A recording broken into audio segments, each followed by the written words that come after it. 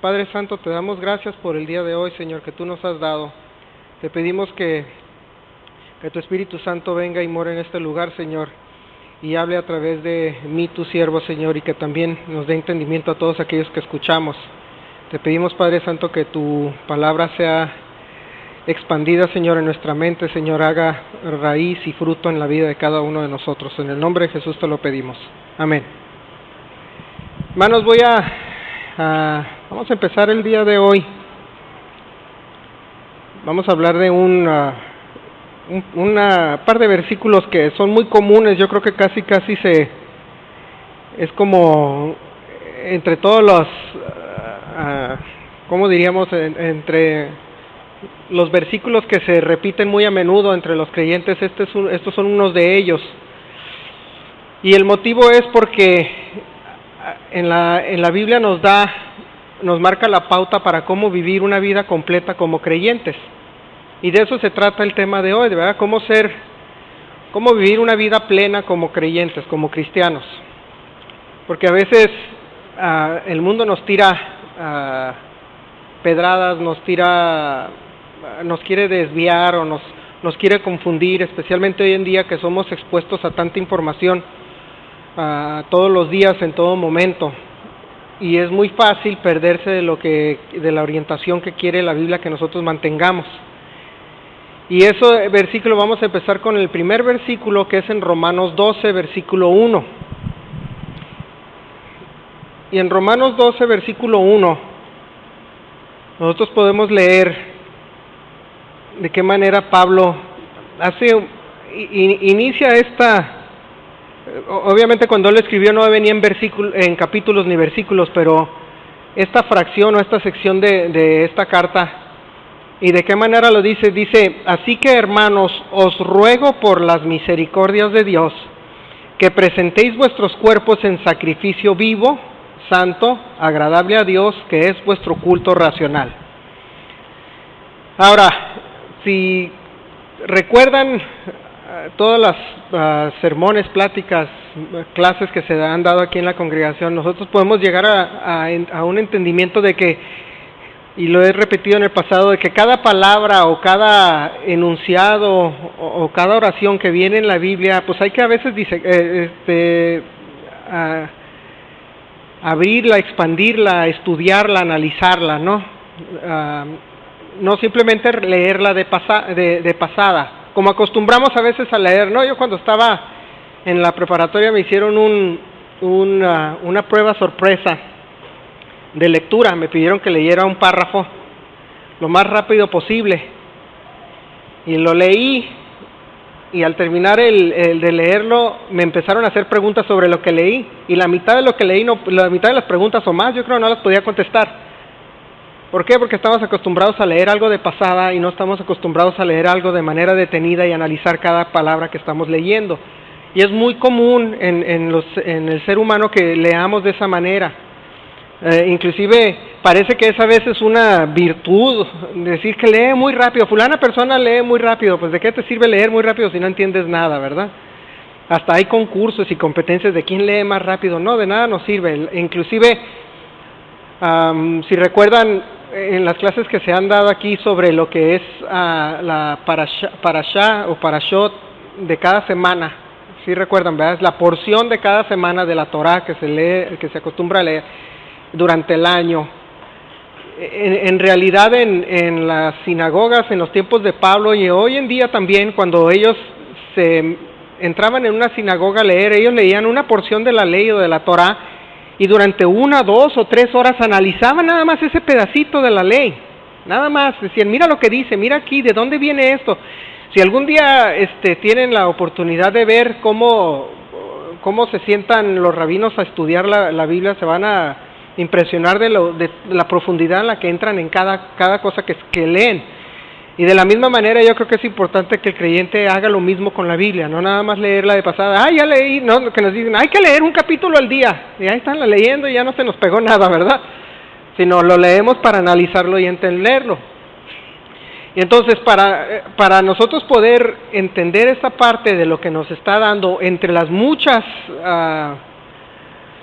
muchos consejos y muchas maneras o fórmulas que nos puede dar la Biblia de cómo vivir una vida plena como creyentes. Este es uno de los versículos que habla de manera muy profunda sobre eso. Y hay que entender que para vivir una plena vida, a veces nosotros creemos que debemos de ser felices para vivir una vida plena. Inclusive, muchas personas, la mayoría de las personas no se sienten satisfechas con su vida. La mayoría, la gran mayoría, en las encuestas que han hecho, en los estudios que han hecho, la gran mayoría, casi el 99% de las personas no se sienten satisfechas con su vida. Y no es un asunto de dinero, y no es un asunto de comodidad. Si ustedes leen los libros y leen las historias de la gente muy rica, de reyes, de príncipes, etcétera, o vean las series de televisión que hablan sobre la vida o los documentales sobre la vida de algún rey que lo tenía todo, eran miserables, vivían en descontento completo. Les dicen, oye, pero lo tienes todo, ¿por qué no eres feliz? No les sabían contestar.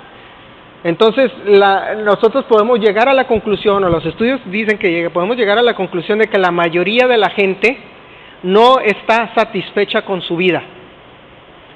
Y eso es para análisis personal de cada uno de ustedes, ¿verdad? Que ustedes digan, ¿estoy o no estoy satisfecho con mi vida? Muchas veces nosotros queremos tapar esa insatisfacción con bienes, pensando que comprando más, teniendo más, buscando más, haciendo más cosas, etcétera, vamos a ser más satisfechos. Y en realidad eso no nos va a dar ningún tipo de satisfacción. Y lo confundimos, y eso es por esa misma razón. Fíjense, cuando yo veo a los pseudo predicadores de hoy en día, los apóstatas que les llaman, que ya les pusieron títulos, unos se dicen apóstoles, yo les digo apóstatas. ¿Por qué tienen que estar nada más predicando sobre el materialismo y cómo conseguir y ser feliz? Porque no tienen y no son contentos con lo que tienen y nunca son felices.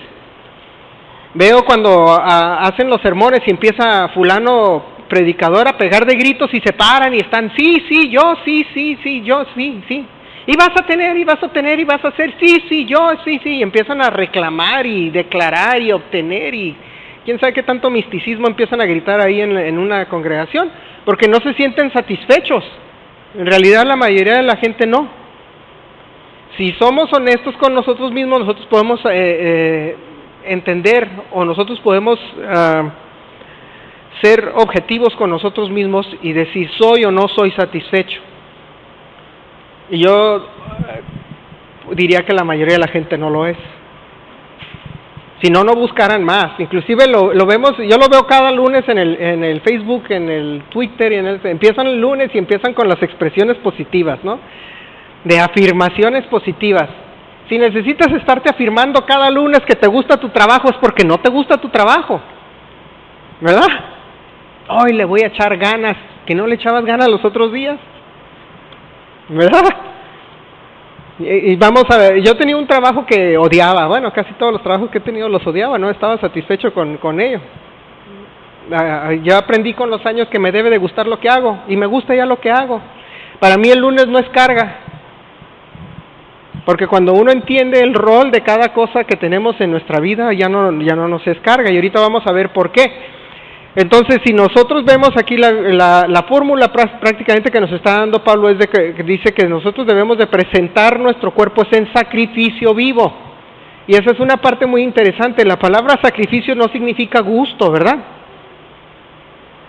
Y ahorita vamos a llegar a la conclusión de esto, de qué significa sacrificio, pero sacrificio no significa gusto. Y para nosotros tener esa plenitud en Dios, nosotros vamos a llegar a, como dice, tener un sacrificio vivo, santo y agradable a Dios, que es vuestro culto racional, para que nos lleve a tener esa satisfacción que nosotros le podemos llamar también gozo. Ahora, gozo no significa felicidad. Sí, a veces lo confundimos el gozo con la felicidad. La felicidad es momentánea, el gozo es permanente, el gozo es un fruto del Espíritu. Dice la Biblia, que dice en los frutos, ¿cuál es? primer fruto. ¿El segundo cuál dice? Gozo. Es un fruto del Espíritu. Entonces, si nosotros tenemos fruto, es parte de nuestra naturaleza el gozo. No es algo que es momentáneo, porque la felicidad es momentánea. Nosotros podemos ir a algún lado y sentirnos muy contentos en algún momento. Nos dan una buena noticia, ya estamos felices. Nos dan una mala noticia, ya estamos tristes. Si podemos nosotros decir que el gozo y la felicidad son lo mismo, entonces el gozo que dice la Biblia que debemos de tener es fluctuante. A veces sí somos gozosos, a veces sí somos, a veces no, porque confundimos la felicidad con el gozo. Y confundimos el amor con el gozo, y confundimos la paz con el gozo, y la paciencia con el gozo. La paciencia con otras cosas. Las hacemos momentáneas o temporales, cuando en realidad el fruto es permanente. Yo no he visto ningún árbol de manzana que de repente diga no quiero dar manzanas y voy a dar naranjas. ¿O sí? ¿Verdad que cuando te da fruto, qué fruto da? El que tiene y el que es. Entonces, si nosotros pretendemos creer que el gozo y la felicidad son lo mismo, estamos equivocados. Si nosotros tenemos gozo es porque ese es un fruto que viene, que emana de nosotros, que viene del Espíritu Santo, que sale de nosotros y que lo tenemos y es algo permanente. Entonces nosotros debemos de entender, dice, bueno, ¿cómo voy a ser pleno en mi vida cristiana? Siendo feliz, ¿no? Eso es lo que predican hoy en día. Hay que ser feliz, ¿sí? Porque si eres feliz ya verdaderamente está el Espíritu Santo contigo y ya estás todo contento y ya estás todo bien y tu vida va perfecta en armonía. Y eso no es verdad. Eso quieren creer los que practican el yoga y los que se van los domingos en la mañana vestidos de blancos a la playa. No sé si los han visto. Y se quieren convencer y andan haciendo quién sabe qué, se hacen en rueditas y agarran todos de la mano y empiezan a cantar Kumbaya y empiezan a sentirse muy bonito. Y dicen, ya somos felices y gozosos, y se confunden y creen, y salen de ahí, se les atraviesa alguien, hijo de ya sabes quién y de la sabes por dónde, ¿verdad?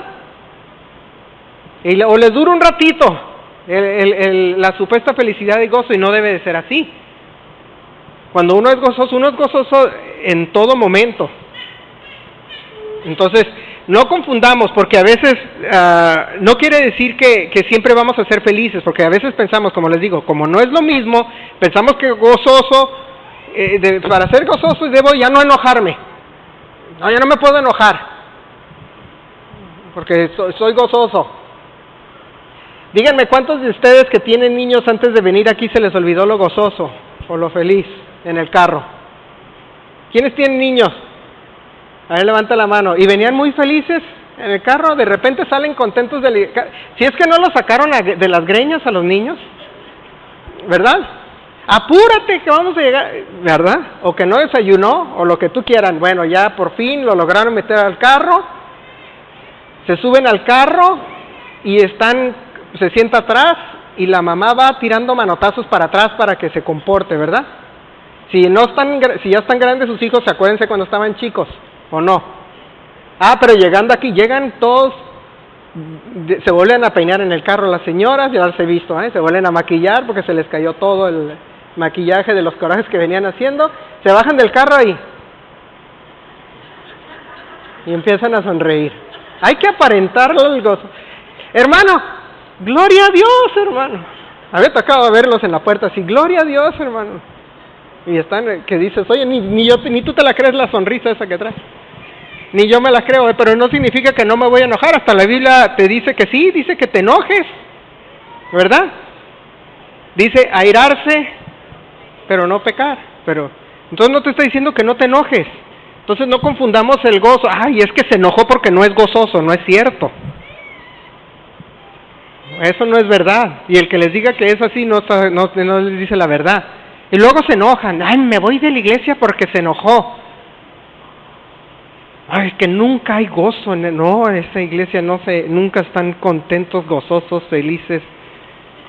Pues eso no nos llama el Señor a estar sonriendo todo momento, ¿verdad?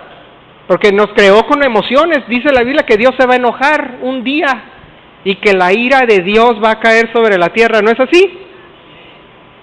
Entonces, ¿es algo malo? No es algo malo, pero entonces no confundamos el momento temporal de la felicidad con el gozo. Inclusive llega la adversidad y se nos quita el gozo, y creemos que, o actuamos como si nuestro gozo dependiera de las circunstancias. Yo leo la historia del rey David, y siempre me maravillo con el rey David, porque pues es de los que tienen una historia más larga en la Biblia, es de las pocas personajes en la Biblia cuya vida es muy, o sea, viene muy completa, por decir, ¿no? Desde que estaba como adolescente, que el profeta Samuel lo encuentra hasta que se muere, ¿no? Entonces así puedes ver toda su vida. Y lo veíamos cómo se enojaba, cómo metía la pata, cómo se equivocaba, hacía toda serie de burradas. Y siempre nosotros leemos en los Salmos, y leemos los Salmos, nos damos cuenta que todos los Salmos son como diciendo, me fue mal, pero sigo estando gozoso. ¿No los han leído? ¿Verdad que sí? Si nosotros nos podemos analizar el pensamiento del que lo escribió, nosotros podemos llegar a una conclusión de que muchos de los Salmos los escribió en las peores circunstancias, en problemas. Dice que Señor, tú me librarás de mis enemigos, tú esto, y en mis momentos de tristeza tú estás conmigo, puros de esos así. Entonces el gozo no es necesariamente la felicidad, y tampoco es la ira, no, ay, te voy a poner una con todo el gozo de mi corazón, no, tampoco no se confundan. Entonces nosotros, para poder llegar a una vida gozosa, tenemos que ser independientes de la situación en la que estamos, ¿verdad? Tenemos que nosotros alejarnos de la situación y entender que nuestra situación es temporal. Todo es temporal. Todo es temporal. Y no dejemos dejar que nos tumbe lo temporal. Todo va a pasar, todo es temporal. ¿Se han dado cuenta de eso? ¿Sí se han dado cuenta de eso? Nada es permanente. Inclusive hasta las enfermedades mortales son temporales. Porque dice, hasta la Biblia dice, hasta Pablo decía, el vivir es Cristo, el morir es ganancia, hasta me va mejor. Y él estaba viendo lo positivo en la situación. Todo es temporal. Lo único que es permanente es si habitamos en el cielo o en el infierno, al final de nuestros días. Eso es lo permanente. Pero todo lo demás, entonces, no debe de nuestro gozo o de nuestra plenitud como cristianos depender del momento en el que estamos. Al contrario, si estamos en momentos difíciles, nosotros debemos de levantarnos. Hasta la Biblia dice que el justo se cae ¿cuántas veces? 7. ¿Y cuántas se levanta? Por las 7 después de haberse caído, ¿no? Se cae una, se levanta, se cae una, porque unos dicen se cae 7 y se levanta 8, pues se levantó 2 veces sin haberse caído una. No, se le cae 7 y se levanta 7. Y es parte de la vida. Inclusive hay que ver esa parte que a veces no lo vemos, que nosotros queremos deshumanizar la Biblia. La queremos deshumanizar, pues, creyendo que todo, yo les he contado en el pasado que yo tuve una discusión con un judío ortodoxo que dicen, es que los cristianos todo lo quieren espiritualizar y nada está humanizado. Y tiene razón por ese lado, porque queremos todo espiritualizarlo, todo. Y se nos olvida que la razón por la cual nos dio la Biblia el Señor es para que en esta carne que tenemos, a esta carne le podamos aplicar todos esos principios. Entonces, si nosotros vemos lo que dice ese versículo, dice, presentéis vuestros cuerpos. Cuerpo es carne, ¿no? Está humanizado el asunto. No te está diciendo, presentéis tu espíritu. No, pues así todos dicen, no voy a ir a la iglesia, estoy allá en espíritu, Los estoy acompañando en espíritu. Mientras estoy viendo el fútbol en mi casa, pero allá estoy con ustedes en espíritu. No habla de eso. Dice que nuestro cuerpo lo debemos de presentar en sacrificio vivo. Entonces, una vida llena solo puede llegar a ser realizada por la entrega completa a Dios.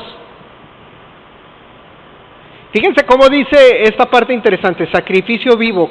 Cuando sacrificas algo, ¿se queda vivo? No, ¿verdad? Se muere. Y tiene doble significado en la palabra sacrificio vivo, la expresión sacrificio vivo. Una es que matas algo. Se muere esa parte que de indiferencia, esa parte que no quería hacer algo. Por eso dice presentar vuestro cuerpo en sacrificio. Estás matando ese desánimo. Y en sacrificio vivo significa que cada día lo vas a repetir. Un sacrificio vivo es algo continuo, algo constante. Así nos está diciendo, todos los días tienes que entregarte y dejar eso que traías, esa carga que traías, y presentarte en un sacrificio. Inclusive si vemos, nosotros estamos leyendo el capítulo 12 de Romanos. ¿Cuántos capítulos habrá antes del 12? ¿Quién sabe? Pues 11, ¿no? Sí, digo, estoy viendo si ponen atención. Los voy a regresar a la primaria, a las matemáticas, por favor. Si nosotros leemos los primeros 11, nosotros vamos a leer, y se los pongo de tarea, vamos a leer sobre la misericordia o la gracia de Dios hacia los gentiles y hacia los judíos. Lo vemos habla de los dos, porque es la carta a los romanos. Y si ustedes estudian, métanse inclusive nada más al Wikipedia a ver, carta a los romanos, y vean todo el análisis que hacen los que, sabemos que no es una fuente fidedigna completa el Wikipedia, porque cada quien le mete lo que quiere, pero por lo menos nos da una idea, que es lo más fácil de encontrar. Meten a Google, Wikipedia, el libro de los romanos, y es lo más fácil de encontrar. Y se van a dar cuenta de toda esa carta, de dónde viene, por qué la escribió, quién la escribió, en qué momento la escribió. Y nosotros vemos que los previos 11 capítulos hablaban de la misericordia de Dios, habla de cómo vino la misericordia sobre los gentiles, cómo el gentil no se debe de sentir más que el judío, cómo el Señor tiene preparado algo para el pueblo de Israel, cómo al final el pueblo de Israel va a reconocer a Jesús como Mesías, y como todo, estaba hablando de la misericordia y todo lo que ha dado Dios al mundo por medio de Jesucristo. Y aquí llega al capítulo 12 y dice, así que, hagan de cuenta que los primeros 11 les dijo, esto está, aquí está la lista de todas las cosas buenas. Entonces te dice, así que, después de que te expliqué los 11 capítulos, te está diciendo, así que, hermanos, no le dice al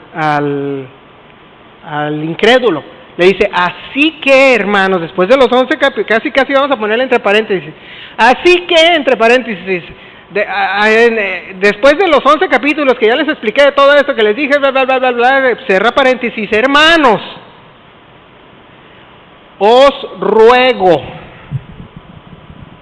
Está rogando, está diciendo, es que cuando te dicen que te están rogando algo es porque es importante, ¿no es así? Como que ya te está diciendo, esto es en serio, te lo digo en serio.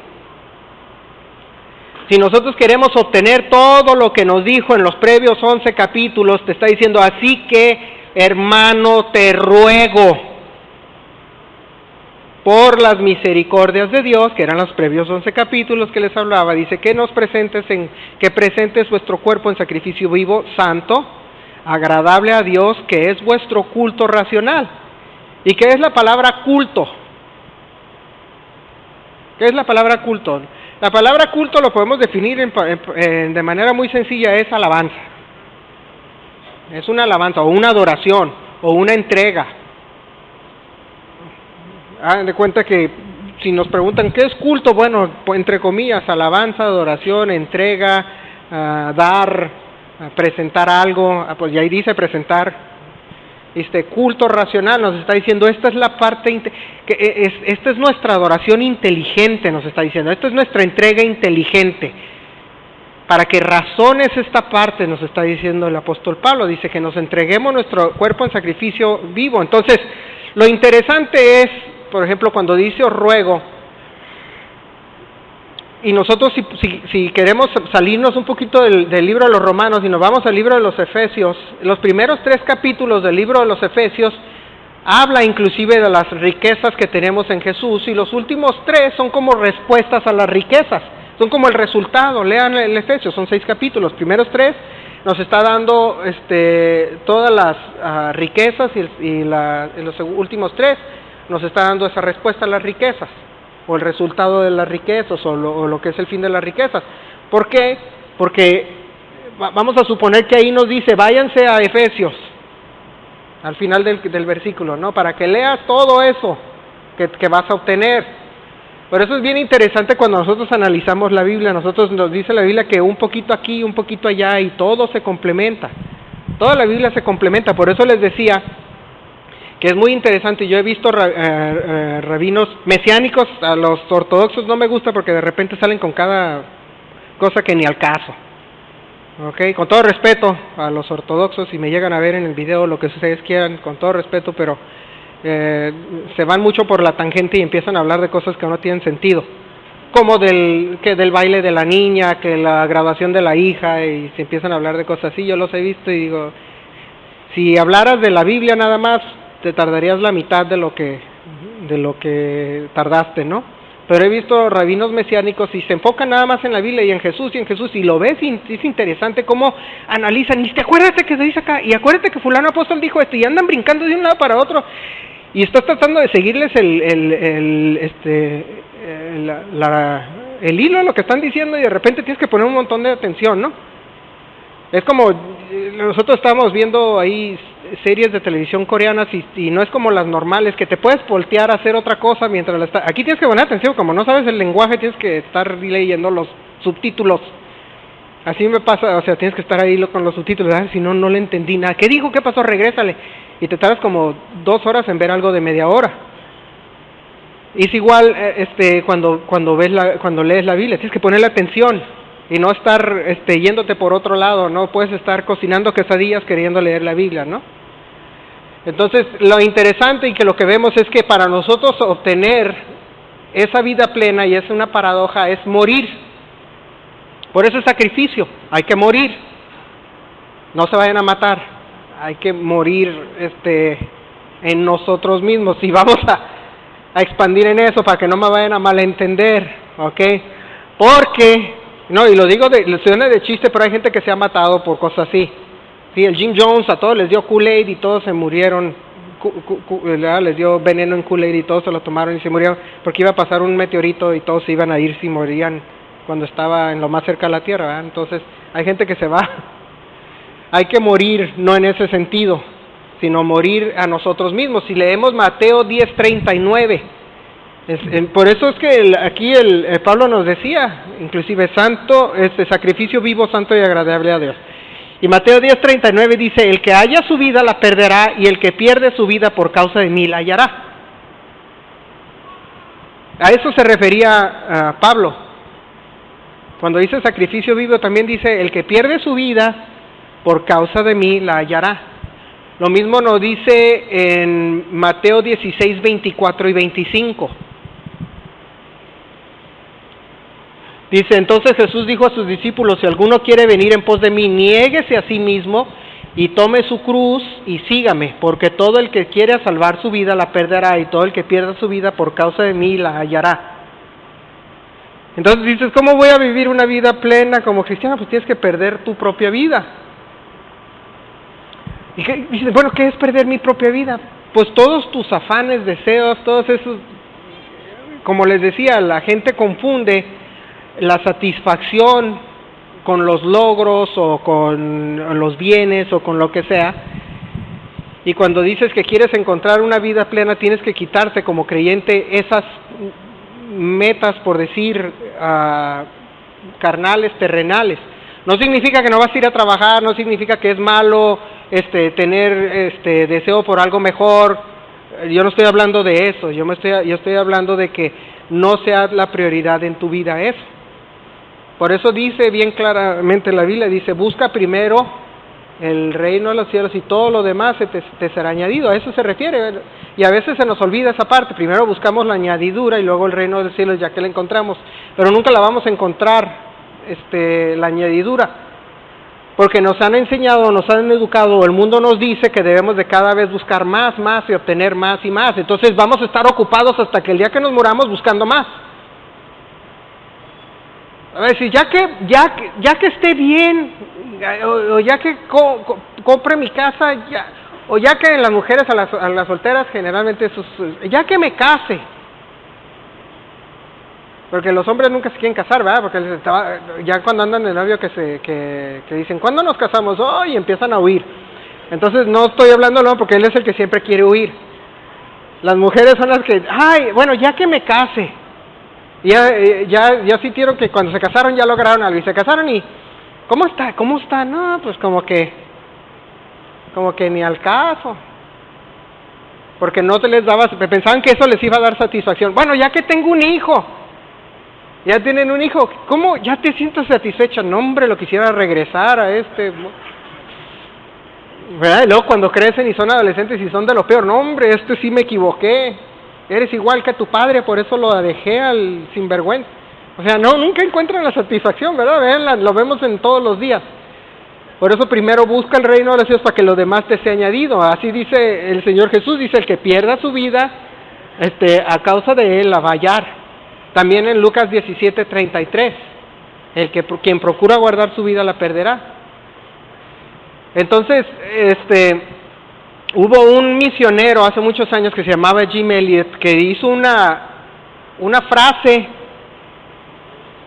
que en uno de sus diarios, que murió como mártir en Ecuador hace muchos años, hace como 70 años por ahí, cuando estaba de misionero, que en uno de sus diarios, y es lo más famoso que él ha dicho, que dice así: no es insensato el que entrega lo que no puede mantener para ganar lo que no puede perder. Era un americano.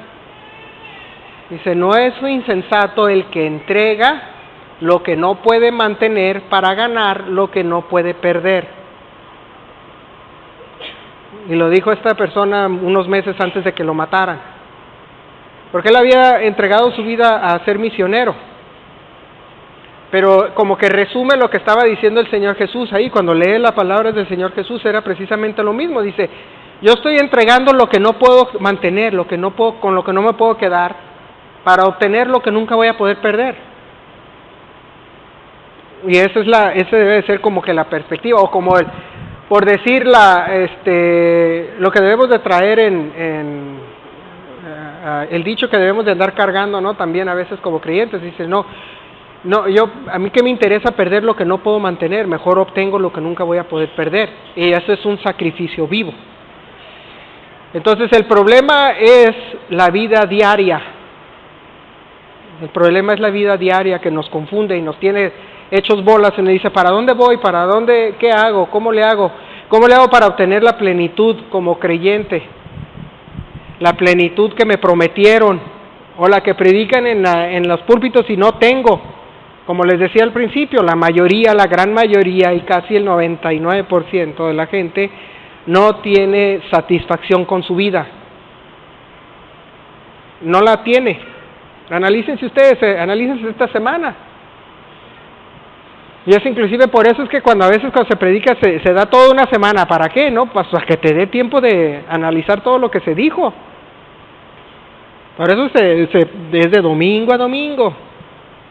Para que un día, se habla hoy y toda la semana analiza todo lo que escuchaste. ¿Cómo aplica? ¿Cómo no aplica? Porque nosotros nada más escuchamos, vámonos ya. Inclusive qué fácil, ¿no? Leer nada más 1 o 2 versículos y darle vueltas a ese 1 o 2 versículos. Yo estaba viendo de un predicador que es un versículo por domingo. Y ya lleva quién sabe cuántos años queriendo terminar la Biblia y no la puede terminar, y va de un versículo por domingo. No, pues se va a tardar. ¿Cuántos versículos son? ¿Cuántos miles de versículos son? Obviamente lee uno y se va a los otros para conectar. Sin embargo, si se va uno por domingo, pues se va a tardar un montón. Ahorita nada más con estos 2 que les voy a dar va a ser suficiente para que nos tenga preocupados toda la semana. ¿Verdad? Preocupados, ¿verdad, Chipis? Preocupados. Inclusive el sacrificio también significa que tienes que hacer lo que no quieres hacer. ¿A cuántos les ha tocado predicar o dar una clase? A ver, levanten la mano. Son poquitos nada más, ¿verdad? Sí. Ok, les ha tocado, y les ha gustado, cuando les toca predicar, yo sé que no, si dicen que sí, son mentirosos. Cuando les digo, tienen que predicar, siempre me dicen, ay, ¿en serio? Ay, a mí me toca. Oye, ¿puedes predicar este domingo? Ay, no seas malo para el otro. Nada más una persona me ha dicho que sí, pero porque apenas lleva 3 predicaciones. ¿Verdad, Yamil? Espérate cuando lleve como 15. Y si le digo que predique cada 15 días, va a decirme, ay, ¿en serio otra vez? Pero ¿a quién le gusta predicar cuando les toca la noche? Oye, ¿podrías predicar el otro domingo? Y luego sale el gozo que traen en el carro, ¿verdad? El que les digo, sí, hermano, sí. Y lo hacemos por obligación, ¿verdad? Pero curiosamente, pues todo nos pasa. Todos nos pasa. Aquellos, fíjense, y yo lo noto cuando la gente viene, en la mayoría de los casos, no estoy hablando de todos, para que no se me vayan a ofender, cuando vienen a la iglesia con ánimo y gozo y entusiasmo. Así de fácil se las pongo. Yo sé cuándo, y les voy a dar la clave. Cuando llegan temprano, ¿verdad? El que quiere venir ya se quiere ir de la casa. Vámonos que vamos a llegar. Yo quiero llegar temprano. Y el que llega tarde está, ay, bueno, pues si llego a las 11:15 no pasa nada. Al cabo que todos ya llegaron y no se va a notar que yo llegué tarde. Y lo malo es que todos llegan tarde porque todos piensan que que son los únicos que llegan tarde, ¿verdad? Pero se da uno cuenta, ¿verdad? Por ejemplo, cuando andaban de novios, ay, nos vemos a las 7 en mi casa. Y no digan que no. Los que iban, más que nada los hombres, ¿verdad? Que íbamos a visitar.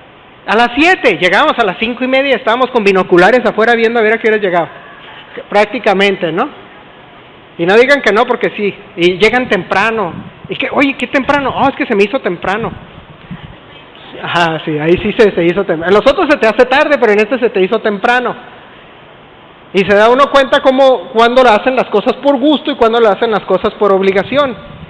Pero la clave para esto es cuando hacemos el sacrificio debe de ser por gusto, no por obligación. Debe de ser por gusto y no por obligación. Inclusive, hay una canción que cantamos, que ¿cómo dice? Este es mi deseo. Honrar, no dice, esta es mi obligación, honrarte a ti, no dice así, ¿verdad? O sí dice así, dice, este es mi deseo, y entonces, ¿por qué lo tratamos como que esta es mi obligación? Le cambiamos la letra, pero cuando queremos venir, cuando queremos hacer algo, es deseo.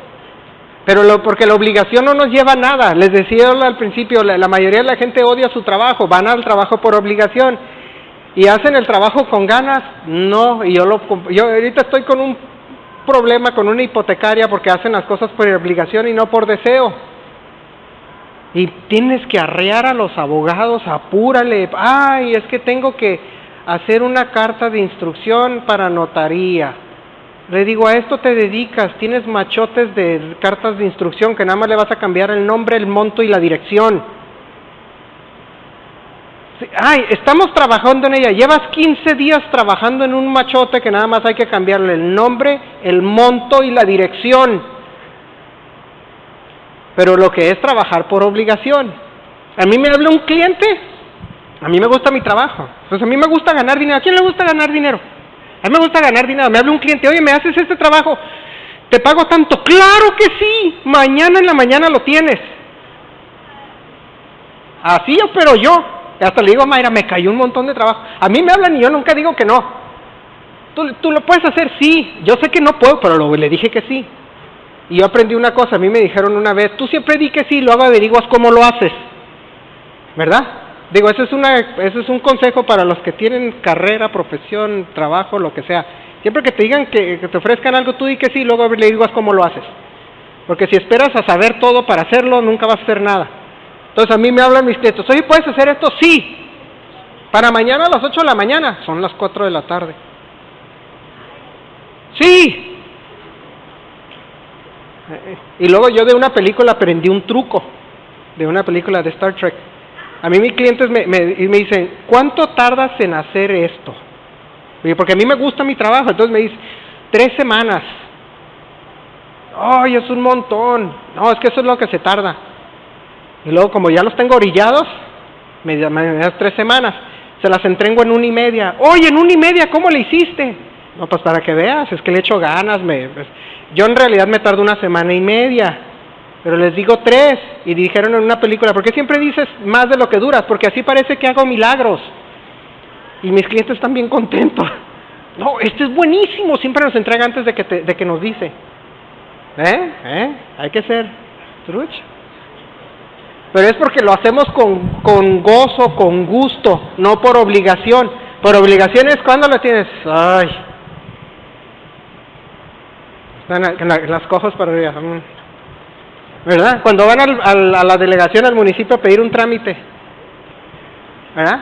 ¿Les ha pasado? ¿No les ha pasado? ¿A poco todos lo reciben con, venga, lo quiero atender, venga? ¿Cuántos están así? No, yo llegué el otro día, estaba sacando papeles para un apartamento y todos están en el WhatsApp. Nadie está atendiendo, todos están, espérame tantito. Y pidiendo pizzas y pidiendo burritos con la doña que está en el carrito de allá afuera porque también tiene WhatsApp. Señora, y luego le mandan mensaje, señora, me trae 2 burritos, una coca, un agua de horchata, 3 papitas, 2 churritos. Uy, pero ¿qué tanto comes? Ya, ahora sí, ¿en qué lo puedo atender? Ya después de que ordenó todo el menú. Entonces, por eso la canción que cantamos dicen, este es mi deseo, no dice, esta es mi obligación. Porque si cantamos, esta es mi obligación, todos allá vamos a estar así, tocando. Y de todos modos tocamos así, ¿verdad? El otro día que estaban en la danza, yo les decía, y ya las veía todos concentradas. La semana pasada, antepasada, y le digo a papá, como que están bien intensas, concentradas. Hay que decirles que sonríen por lo menos, porque se ven todos que están todos bien picadas, intensas, y se hacen señas. A veces estaba viendo y se hace para acá, para acá, para acá, para acá. Y están en la danza y están haciendo señas pero qué bonito, de todo modo lo hacen con gusto, ¿verdad? Pero digo, ya sonríen, al cabo que nadie te vea, dicen que bailes como si nadie te estuviera viendo, ¿verdad? Hay una expresión que dice así, ¿verdad? No, tú baila como si nadie te estuviera viendo. ¿Y por qué lo haces con gusto y no por obligación? Y eso es el sacrificio vivo, dice santo, agradable a Dios. Porque cuando dice que nosotros alabamos y adoramos al Señor, llega como olor fragante, ¿verdad? ¿Ustedes creen que esta es mi obligación llega como olor fragante? No, ¿verdad? No llega como... no llegan las oraciones ni las adoraciones así como le van a decir, oye, anda de malas. Prácticamente, ¿no? Si pudiéramos nosotros ponerle un olor a nuestra emoción cuando danzamos o cantamos o oramos, de repente le llegarían al Señor como que de 1000 sabores. Oye, como que, ay, sí lo dijo con gozo, lo dice, anda de malas, no, ¿verdad? No debemos de hacer eso. Sacrificio vivo es entregarse. Por eso dice el Señor Jesús, el que la entrega, el que la pierde su vida, la pierdo es mis emociones, mis ideas, mis perspectivas, lo que sea, quedan a la borda, no tienen nada que ver. Ahora vámonos a Romanos 12, versículo 2. Ya llevamos 1 hora en el 1, ahora vamos a tardar 2 horas en el 2. ¿Ok? Y todos contentos con gozo. Amén. ¿Sí? Gozosos. Este es tu deseo, no tu obligación. ¿Vienen el domingo a la iglesia por deseo o por obligación? ¿No les pasa que cuando faltan sienten hasta raro? Ah, qué bueno, esa es la prueba, ahí más o menos la llevan. Y el segundo dice, no os conforméis, es como la segunda parte de lo que estaba diciendo. Primero haces el sacrificio vivo, etcétera, y luego te dice en el 2, no os conforméis a este siglo. O sea, que no seas igual como piensa en toda la bola.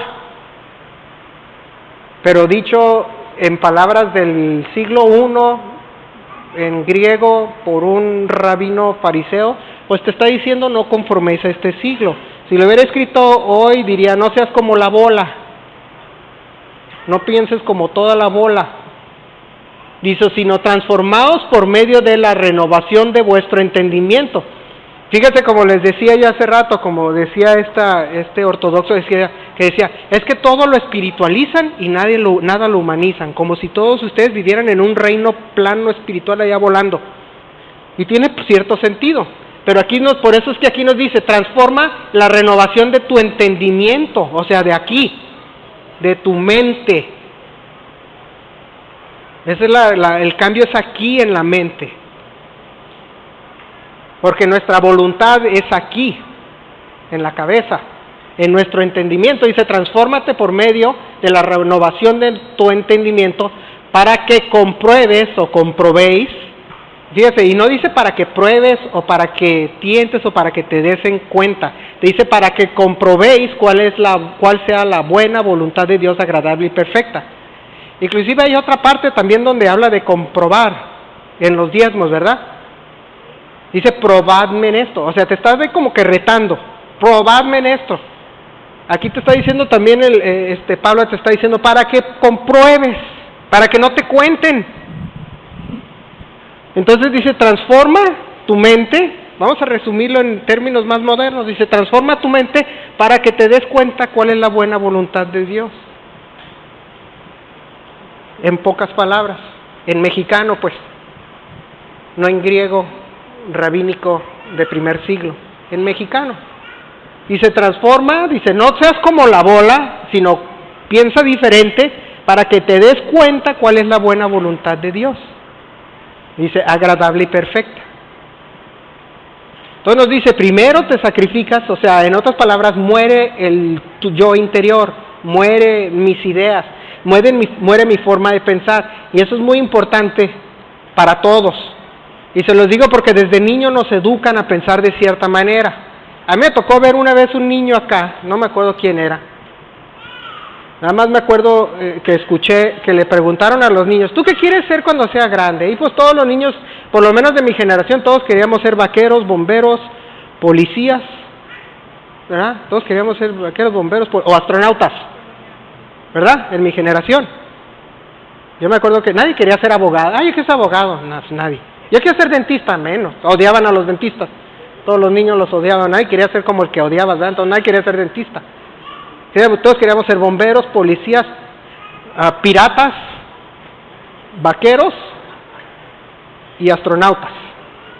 Hoy en día les preguntas a los niños, no sé qué quieren decir, pero me llamó la atención cuando escuché que un niño, ¿tú qué quieres ser cuando sea grande? Un niño chiquito le dicen, yo quiero ser narco. Allá adentro. Para que vean lo que es la mente tan... Y ese niño quizá creció a ser narco. Porque ya no está aquí, porque no me acuerdo quién era, porque si me acordara quién era ya le hubiera dicho. ¿Por qué? Porque ¿quién le hicieron? Le metieron esa idea en la cabeza, no le renovaron su mente, desde niño le enseñaron cosas que no.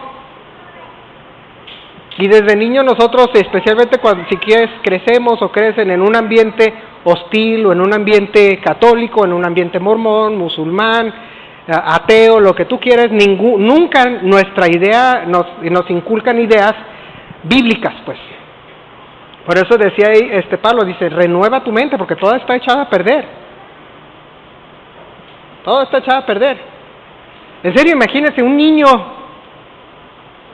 pues ¿qué es lo que ve en la tele? ¿O qué? ¿O el papá será? O no sé, hasta miedo me va a preguntar. Porque luego llega si el papá es y luego llega aquí y me va a decir, ¡hey tú! Con botas y sombrero ahí me va a salir, me va a decir algo. Pero es porque no renuevan la mente. Por eso nos está diciendo ahí, renueva, transfórmate, no te conformes con este siglo. En mi siglo, y era en el siglo pasado, en el siglo XX, ahorita estamos en el XXI. En el siglo pasado, cuando yo era niño, qué feo se oye, ¿verdad? Cuando ustedes en el siglo pasado, sí, al principio del siglo pasado, muchos de ustedes. Qué feo se oye, ¿verdad? Yo viví 2 siglos. Para que vean, yo viví 2 siglos, el 20 y el 21. Dice, no conformes a este siglo. Cuando éramos chicos yo quería ser astronauta, otros querían ser bomberos, otros querían ser vaqueros.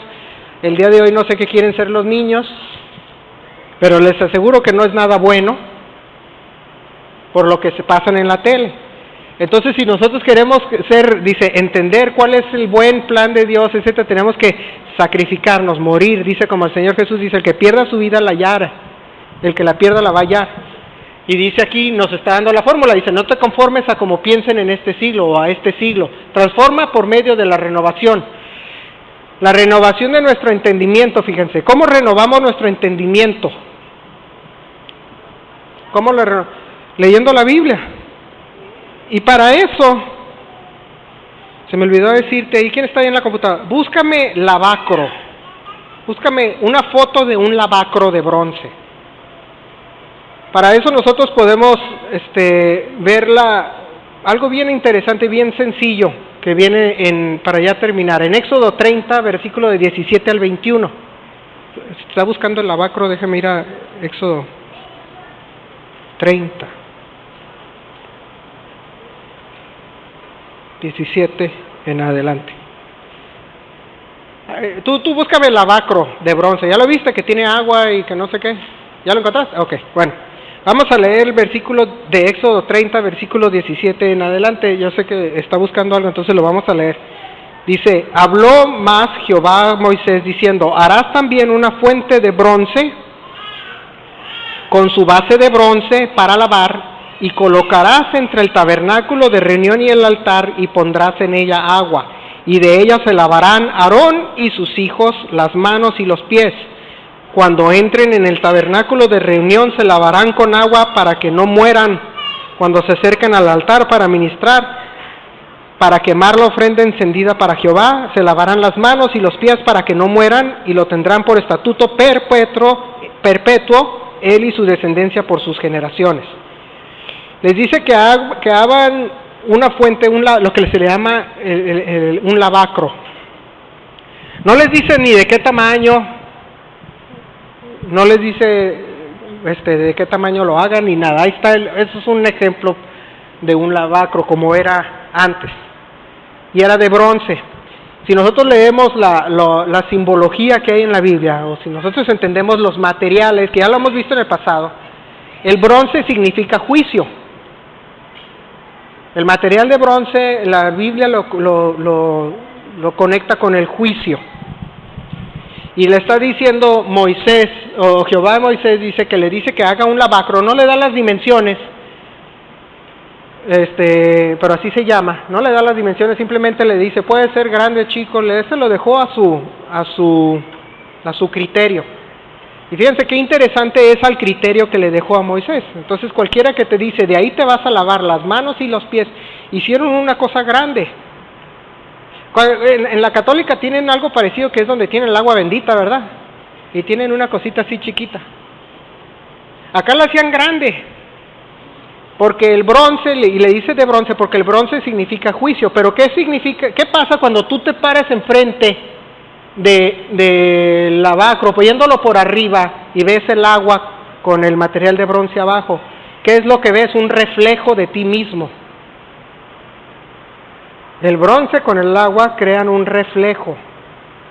Y lo que haces cuando te acercas, no dice que te metas, le dice que agarren agua de ahí y se lavarán, dice, las manos y los pies. Todo con lo que hacen y a donde caminan. Les está diciendo. Y fíjense, este versículo es bueno que se lo memoricen. Los que tienen niños chiquitos, ahí les va la clave para que se metan a bañar. ¿Qué dice en el versículo 21? Se lavarán las manos y los pies para que no mueran. Niña, mira, ven para acá, mira lo que dice la Biblia si no te bañas. Porque si no te lavas las manos y los pies te mueres.